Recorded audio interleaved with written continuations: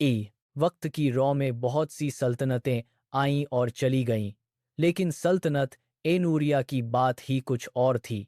इसके बागों की खुशबू दूर दूर तक बिखरी रहती थी। इसके बाजारों में लोग खुशी से ज्यादा आबाद थे और इसके रास्तों पर रात को भी अमन का पहरेदार चलता था। उस सल्तनत का बादशाह था बादशाह कामरान, एक ऐसा शख्स जिसने अपनी जवानी के दिन तलवार थाम कर गुजारे थे, जो हर मुश्किल में अपनी प्रजा के साथ खड़ा रहा था, जिसने अपने हाथ से मजलूमों का इंसाफ किया था और जुल्म करने वालों को सबक सिखाया था। लेकिन दुनिया का दस्तूर यही है, जब इंसान के पास सब कुछ आ जाता है तो वो धीरे धीरे वो सब भूलने लगता है जिसने उसे वहां पहुंचाया था। सल्तनत की बुनियादें जब पक्की हो गईं, खजाने जब सोने से भर गए और चीरों के नाम पर सिर्फ कामरान का नाम लिया जाने लगा, तो बादशाह कामरान की नज़र का झाविया बदलने लगा। अब वह प्रजा की छोटी छोटी ज़रूरतों की बजाय बड़े बड़े दरबारों की सजावट में दिल लगाने लगा। नए महल उठने लगे, बड़ी बड़ी जियाफतें होने लगीं, और बादशाह और उसकी प्रजा के दरमियान वजीरों, मुशीरों और दरबारियों की एक ऐसी दीवार खड़ी हो गई जो आंखों को नजर नहीं आती थी, लेकिन था वो बड़ी मजबूत। अब कोई फरियादी बादशाह तक सीधा नहीं पहुंच सकता था। उसकी आवाज दरबार के शोर में दब जाती थी, उसकी आरजू किसी वजहायर की मेज पर धूल खाती रहती थी। बादशाह को लगता था कि सब कुछ ठीक है, क्योंकि उसे वही दिखाया जाता था जो दिखाना चाहते थे, और वही सुनाया जाता था जो वह सुनना चाहता था।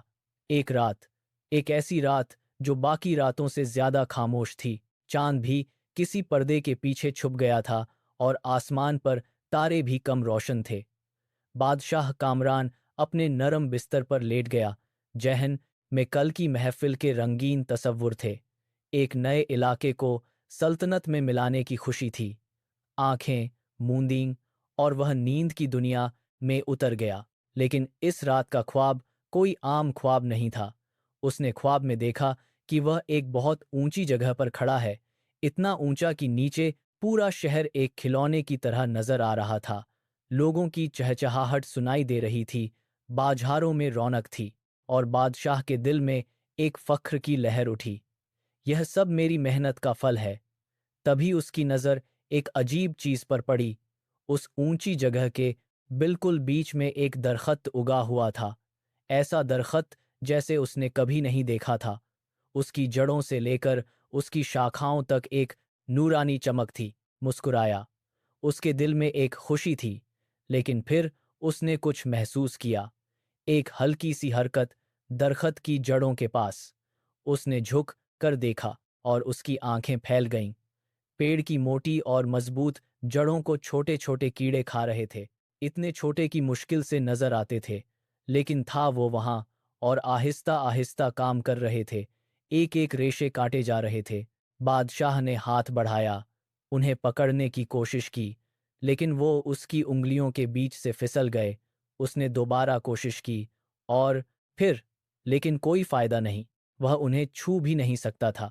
अपनी पूरी ताकत के बावजूद वह उन छोटे छोटे कीड़ों के सामने बेबस था। और फिर हुआ वह जो होना था। वह शानदार दरख्त कांपने लगा, उसके हरे पत्ते पीले होकर झड़ने लगे, उसकी शाखाएं सूख कर लकड़ी बन गई। का झोंका आया और उस राख को उड़ाकर पूरे शहर पर बिखेर दिया। जहां जहां वह राख पड़ी, वहां अंधेरा छा गया। वह रोशन शहर एक पल में एक खामोश और वीरान कब्रिस्तान बन गया। बादशाह कामरान ने एक चीख मारी और उठ बैठे। पूरा जिस्म पसीने में भीगा हुआ था। दिल सीने में कैद परिंदे की तरह फड़फड़ा रहा था। हाथ कांप रहे थे। उसने अपना चेहरा छुआ। हाँ, वो अपने कमरे में था, अपने बिस्तर पर। सब कुछ ठीक था, लेकिन जहन अभी भी उस वीरान शहर के अंधेरे में कैद था। बादशाह कामरान ने उस रात आंखें बंद नहीं कीं। वह बैठा रहा और सोचता रहा। यह कोई आम ख्वाब नहीं था, यह उसकी रूह तक उतर गया था। एक ऐसा खौफ जो उसे अंदर से हिला गया था। उसे लग रहा था कि यह किसी ने उसे कुछ बताने की कोशिश की है, कुछ ऐसा जो वो जानता था लेकिन जानना नहीं चाहता था। सुबह होते ही उसने अपने खास साथियों को बुलाया।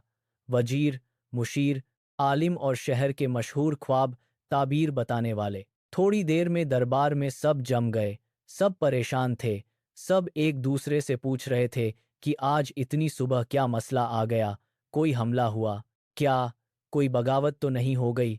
बादशाह आईं और तख्त पर बैठे, लेकिन आज उनका चेहरा और था। आंखें सूजी हुई थीं। चेहरे पर एक ऐसा गम था जो मुश्किल से छुपाता था। उन्होंने अपना ख्वाब सुनाया, पूरा, हर डिटेल के साथ।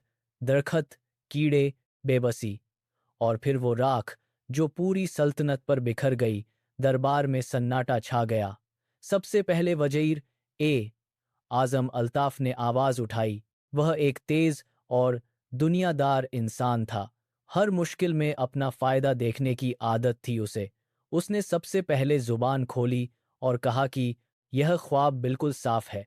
ये जो कीड़े हैं ये आपके छुपे हुए दुश्मन हैं, जो बाहर से नजर नहीं आते लेकिन अंदर अंदर सल्तनत को खराब करने की साजिश में लगे हैं। हमें अपने जासूस मजबूत करने चाहिए और इन अनजाने दुश्मनों को ढूंढकर खत्म करना चाहिए। कुछ दरबारियों ने सर हिलाए, लेकिन बादशाह के चेहरे पर कोई चैन नहीं आया। फिर एक बड़े आलिम आगे बढ़े। उन्होंने अपनी किताबों का हवाला दिया और कहा कि दरख्त का राख होना एक बुरी अलामत है। कोई आसमानी आफत आने वाली है। सदका और खैरात करो, दुआ मांगो, शायद मुसीबत टल जाए। बादशाह और उदास हो गए। किसी ने कहा मौसम की खराबी का इशारा है, किसी ने खजाने की कमी का, किसी ने कोई और बात की, लेकिन किसी की बात भी बादशाह के दिल को नहीं लगी। कुछ ऐसी जो ये सब लोग समझ नहीं पा रहे।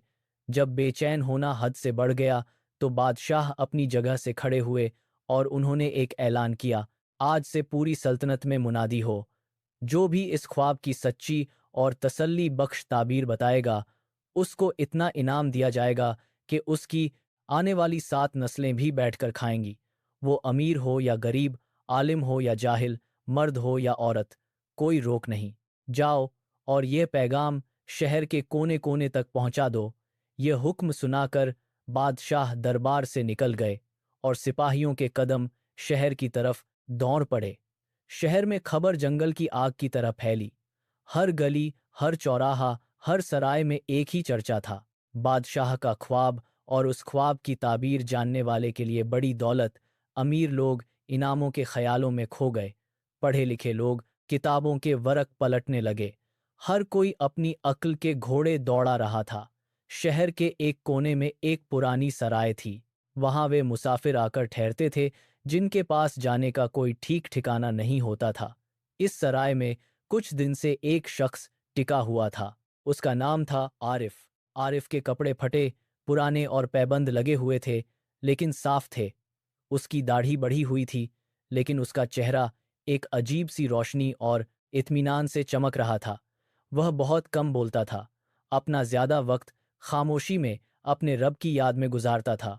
शहर में कोई उसे नहीं जानता था। कहाँ से आया था यह भी किसी को पता नहीं था।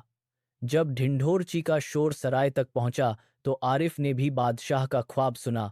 वहां मौजूद दूसरे मुसाफिरों ने जब इनाम का जिक्र सुना तो वो सब अपने अपने हिसाब से तबीरें सोचने लगे। कोई कह रहा था, मैं जाऊंगा और बता दूंगा कि यह दुश्मनों की चाल है। कोई बोल रहा था, मैं कहूंगा कि खजाने में कमी आने वाली है। लेकिन आरिफ खामोश रहा। उसने आंखें बंद की, और जब आंखें खोलीं तो उसके दिल में एक बात शीशा की तरह साफ थी। वह समझ गया था कि यह कोई आम ख्वाब नहीं है। यह उस बादशाह के लिए एक पैगाम था, एक ऐसी खबर जो उसके दरबार के वजीर और आलिम कभी नहीं समझ सकते थे, क्योंकि वह खुद इसी मसले का हिस्सा थे। आरिफ के दिल में एक कशमकश शुरू हुई। एक तरफ उसका मिजाज था जो उसे बादशाह और दरबारों से दूर रहने को कहता था, लेकिन दूसरी तरफ उसका ज़मीर था। उसने खुद से कहा, आरिफ, अगर तूने यह राज जाना है तो इसे छुपाना भी एक बड़ी बात है। एक हुक्मरान की गलती का खामियाजा लाखों बेगुनाह भुगतते हैं। मुझे यह सच बादशाह तक पहुंचाना है, इनाम के लिए नहीं, बल्कि इसलिए कि लोग इन तकलीफों से बाहर आएं। यह फैसला करते ही वह उठा और शाही महल की तरफ चल पड़ा। महल के दरवाजे पर पहुंचते ही 2 दरबानों ने उसे रोक लिया। एक दरबान ने उससे ऊपर से नीचे तक घूर कर देखा और बोला, यहाँ क्या, जा यहाँ से। यह बादशाह का महल है, कोई खैरात बांटने की जगह नहीं। आरिफ ने बिल्कुल सुकून से जवाब दिया, मैं यहाँ भीख मांगने नहीं आया, मैं बादशाह की बेचैनी दूर करने आया हूँ। दरबान हंसने लगा। ओह, अच्छा तो तू बताएगा बादशाह के ख्वाब की ताबीर? आरिफ ने कहा, जी हाँ, मुझे अंदर जाने दो। दरबान आरिफ के लहजे में कुछ ऐसा था जो उसे रोक लिया। एक ऐसी सिद्धि और गहरी आवाज जो सिर्फ सच्चे आदमी की होती है। उसने आरिफ की आंखों में देखा। न लालच था, न खौफ, बस एक गहरा इत्मीनान। दरबान ने सोचा, बादशाह ने तो सभी को इजाजत दी है, अगर इसी ने सच बता दिया तो फिर मैं क्यों पीछे रहूं? अगर नहीं बता सका तो बाहर निकाल देंगे। दरबान ने कहा, ठीक है, मेरे पीछे आओ, लेकिन याद रखो, अगर बादशाह को तेरी बात पसंद न आई तो सर भी जा सकता है तेरा। आरिफ खामोशी से उसके पीछे चल पड़ा। महल के अंदर कदम रखते ही आरिफ ने देखा कि यह एक अलग ही दुनिया थी। ऊंची ऊंची दीवारें, जिन पर सोने का पानी चढ़ा था, जमीन पर बिछे कीमती कालीन, दीवारों पर लटकते रेशम के पर्दे, छतों से झिलमिलाते फानूस, हर तरफ एक ऐसी चमक जो आंखों को अंधा कर दे। आरिफ ने यह सब उन आंखों से देखा जैसे कोई पत्थर का ढेर देख। उस बनावटी चमक का उसके दिल पर कोई असर नहीं हुआ। दरबार के दरवाजे पर पहुंचकर दरबान ने उसे अंदर भेजा। जब आरिफ दरबार में दाखिल हुआ तो एक लम्हे के लिए सब खामोश हो गए। सारे वजीर, मुशीर और दरबारी जो कीमती लिबासों में सजे धजे बैठे थे, एक फटे पुराने कपड़ों वाले गरीब को अपने दरमियान देखकर हैरान रह गए। वजीर ए आजम अल्ताफ के होंठों पर एक ठोस मुस्कुराहट फैली। कुछ दरबारी आपस में कानाफूसी करने लगे, लेकिन आरिफ ने किसी की परवाह नहीं की। उसकी नजरें सीधी तख्त पर बैठे बादशाह कामरान पर जमी हुई थीं। बादशाह ने उसे पास आने का इशारा किया। आरिफ के कदमों में न कोई लड़खड़ाहट थी और न उसके चेहरे पर बादशाह का कोई खौफ। वह इत्मीनान से चलता हुआ तख्त के सामने जाकर रुक गया। वज़ीर ए आज़म अल्ताफ ने आगे बढ़कर कहा, बादशाह सलामत, क्या अब इस सल्तनत का फैसला यह फटे हाल मुसाफिर करेगा? इसे बाहर निकाल देना चाहिए। यह हमारा वक्त जाया कर रहा है। लेकिन बादशाह ने हाथ के इशारे से उसे खामोश किया। फिर बादशाह ने आरिफ की आंखों में देखा। वहां एक ऐसी गहराई थी जो उसने आज तक किसी वजीर या आलिम की आंखों में नहीं देखी थी। बादशाह ने एक भारी आवाज में पूछा, क्या तुम मेरे ख्वाब की ताबीर जानते हो? आरिफ ने अपनी नजरें झुकाते हुए जवाब दिया, ए बादशाह, ख्वाब की ताबीर का इल्म तो सिर्फ मेरे रब के पास है, लेकिन जो हकीकत उसने मेरे दिल पर उतारी है वो मैं आपको बता सकता हूँ। आरिफ के लहजे में इतना यकीन था कि बादशाह की बेचैनी कुछ कम हुई। उसने कहा, फिर बताओ, क्या मतलब है मेरे ख्वाब का? आरिफ ने अपनी नजरें उठाईं और सीधा बादशाह की आंखों में देखते हुए कहा, ए बादशाह, ताबीर सुनने से पहले क्या आप मुझे अपनी जान की अमान देंगे? क्योंकि सच अक्सर कड़वा होता है और बादशाहों को कड़वी बातें सुनने की आदत नहीं होती। दरबार में एक पल के लिए सन्नाटा छा गया। आज तक किसी ने बादशाह से इस लहजे में बात नहीं की थी, लेकिन बादशाह कामरान सच सुनने के लिए इतना बेचैन था कि उसने फौरन कहा, तुम्हें अमान दी गई। जो भी कहो, तुम्हें कोई नुकसान नहीं पहुंचाया जाएगा। अमान का वादा मिलते ही आरिफ ने बोलना शुरू किया, ए बादशाह, आपने ख्वाब में खुद को महल के सबसे ऊंचे हिस्से पर खड़ा देखा। वह ऊंचा मकाम कुछ और नहीं, बल्कि यह है कि आप सबसे ऊपर उठ गए हैं। और वह हरा भरा दरख्त, वह आपकी यह सल्तनत है और वह अदल ओ इंसाफ है जिसकी बुनियाद पर आपने इसे खड़ा किया था। यह सुनकर बादशाह और दरबारियों ने एक दूसरे को देखा। आरिफ ने अपनी बात जारी रखी, लेकिन उस दरख्त की जड़ों को खाने वाले वो छोटे छोटे न नजर आने वाले कीड़े। ए बादशाह, यहाँ रुक कर आरिफ ने एक गहरा सांस लिया। फिर वो जुमला कहा जिसने पूरे दरबार को हिलाकर रख दिया, वह कीड़े आपके बाहरी दुश्मन नहीं हैं, वे आपकी ही प्रजा के वे मजलूम, वे गरीब और वे बेबस लोग हैं जिनकी फरियादें आप तक पहुंचने से पहले ही आपके दरबार की दीवारों में दफन कर दी जाती हैं। ये वे लोग हैं जिन्हें उनका हक नहीं मिल रहा है और जो खामोशी से सब कुछ बर्दाश्त कर रहे हैं। इनकी आहें, इनकी खामोश रोने, यही वह चीज़ है जो इस सल्तनत को अंदर से खाली कर रही है। दरबार में जैसे एक धमाका हो गया। वजीर ए आजम अल्ताफ का चेहरा गुस्से से लाल हो गया। रहने का इशारा किया। उसकी पेशानी पर बल पड़ गए थे और वह बहुत गौर से आरिफ की बातें सुन रहा था। आरिफ ने अपनी नज़रें बादशाह के चेहरे पर जमाए रखीं और कहा, आप ख्वाब में उन कीड़ों को इसलिए नहीं पकड़ पा रहे थे क्योंकि आप और आपके ये वजीर अपनी शान और शौकत के इतने ऊंचे पर बैठ गए हैं कि आपको नीचे ज़मीन पर रहने वाले इन कमज़ोर लोगों की तकलीफ़ें नज़र आना बंद हो गई हैं। उनकी आवाज़ें आप तक पहुंचती ही नहीं। दरबार के ये अमीर लोग जो आपके और उन लोगों के दरमियान हैं, ये उनकी फरियादें रोक लेते हैं। उन्हें अपने फ़ायदे की बात पसंद आती है आपको सुननी, सच उन्हें कबूल नहीं। दरख्त का सूख कर राख हो जाना इस बात की खुली निशानी है कि अगर आपने अपनी प्रजा की इन खामोश आहों पर ध्यान नहीं दिया, अगर आपने इन मज़लूमीन को उनका हक नहीं दिया, तो आपकी सल्तनत की बुनियादें अंदर ही अंदर खोखली हो जाएंगी और जिस दिन यह सल्तनत गिरेगी तो वह किसी बाहरी दुश्मन की वजह से नहीं बल्कि अपनी ही प्रजा की बदहाली की राख से वीरान हो जाएगी। आरिफ ने अपनी बात खत्म की। ए बादशाह, यह कोई आम ख्वाब नहीं, यह आपके लिए एक पैगाम है, एक याद दहानी है कि वह तख्त जो आपको दिया गया है, वह अपनी अय्याशी के लिए नहीं बल्कि उसकी मखलूक की खिदमत और इंसाफ के लिए दिया गया है। फैसला अब आपके हाथ में है। आरिफ की बात खत्म होते ही दरबार पर एक लंबी, गहरा और खौफनाक सन्नाटा छा गया। किसी के मुंह से एक लफ्ज नहीं निकल रहा था।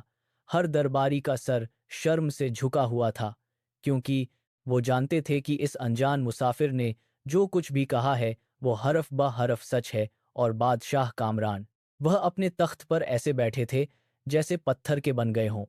आरिफ के अल्फाज किसी हथौड़े की तरह उनके दिल और दिमाग पर चोट कर रहे थे। एक एक करके वह सारे मंजर उनकी आंखों के सामने घूमने लगे। जब उन्होंने अपनी प्रजा से मिलना कम कर दिया था, उन्हें अपने शहर की टूटी झोपड़ियां नजर ही नहीं आती थीं। जब किसी गरीब की आवाज दरबार तक पहुंची भी तो वो वजीर के कागज में खो गई। अचानक दरबार ने एक ऐसा मंजर देखा जो उन्होंने कभी नहीं देखा था। सल्तनत ए नूरिया के ताकतवर बादशाह कामरान की आंखों से दो उसने आज जाना था कि जिस सल्तनत को वो अपनी मेहनत का फल समझ रहा था, उसकी बुनियादों में तो असल में उन बेबस लोगों की खामोश सिसकियां थीं जिन्हें वो भूल चुका था। दरबार में छाई खामोशी को बादशाह कामरान की सिसकियों ने तोड़ा। वजीर आजम अल्ताफ और बाकी दरबारी खौफ से कांप रहे थे।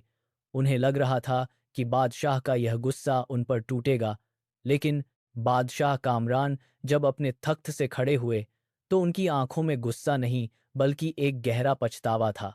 वह धीरे धीरे कदम बढ़ाते हुए तख्त से नीचे उतरे और आरिफ के सामने आकर खड़े हो गए।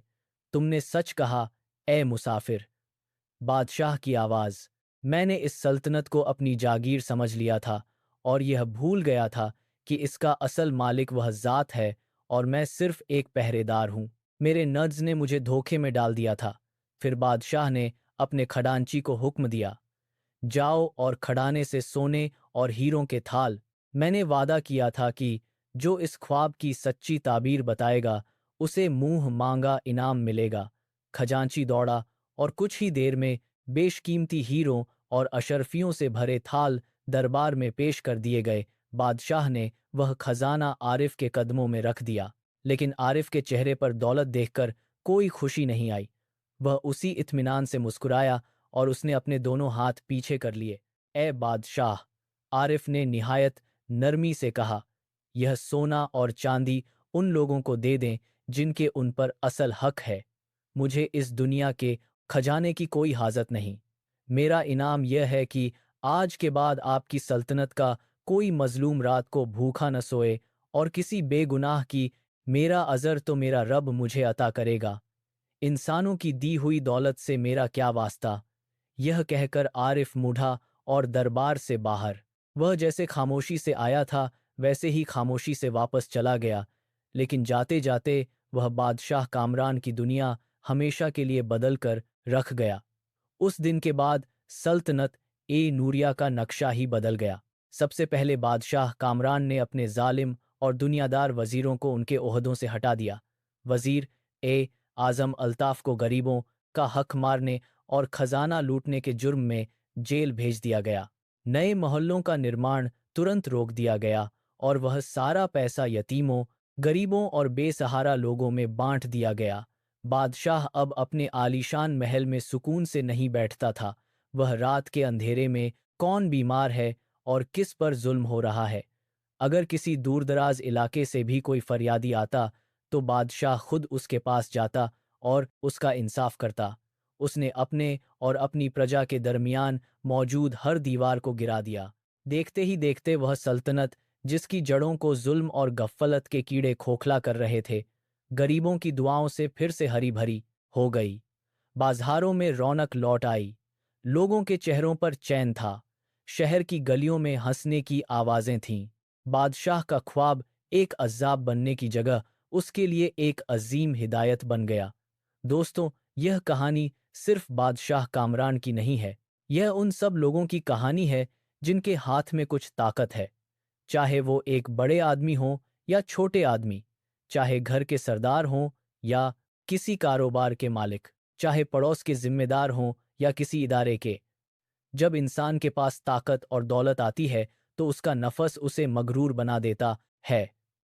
वह सोचता है कि ये सब उसकी अपनी काबिलियत है, लेकिन वह भूल जाता है कि जो भी मिला है वह एक अमानत है, और अमानत में खयानत करने वाले का अंजाम हमेशा बुरा होता है। एक जिम्मेदार इंसान की असली ताकत उसका आलीशान घर, उसकी दौलत, उसकी फौज नहीं होती। उसकी असली ताकत वो लोग हैं जिन्हें वो इंसाफ देता है। वे कमज़ोर लोग जिनकी आहें किसी भी दरबार तक पहुंचती हैं, चाहे कोई दरबारी रोक ले, क्योंकि मजलूम की आह और ऊपर वाले के इंसाफ। और जब वह ऊपर वाला किसी को सीधा रास्ते पर लाना चाहता है, तो वह किसी भी जरिए से हिदायत का रास्ता दिखा देता है, किसी अनजान मुसाफिर की जुबान से या किसी बंद आंखों से देखे गए ख्वाब के जरिए भी, क्योंकि वह दिलों के भेद जानता है और वह जानता है कि किस वक्त किसको क्या ज़रूरत है। ख्वाब वो नहीं होते जो आंखें बंद करने पर आते हैं। असली ख्वाब वो होता है जिसे इंसान जागती आंखों से देखता है, और असली हिदायत वो होती है जिसे दिल कबूल करता है।